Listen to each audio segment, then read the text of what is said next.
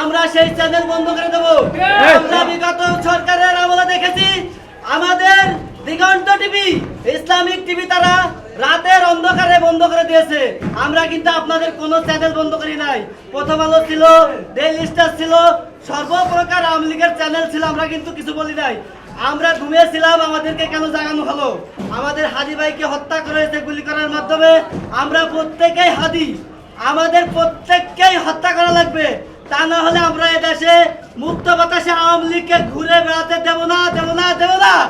আমাদের গায়ে এক বিন্দু রক্ত থাকতে আমরা এটা মেনে নেব না। আমরা তাদের বিচার করব, তাদের বিচারের মুখোমুখি করব। আমাদেরকে যেভাবে টার্গেট করে কিলিং করা হচ্ছে, হত্যা করা হচ্ছে, আমরা এখন বুঝে গেছি তারা বিভিন্ন দলের ভিতরে ঢুকে আমাদেরকে টার্গেট করে হত্যা করছে। এইসব দলদেরকে আমরা বলে দিতে চাই,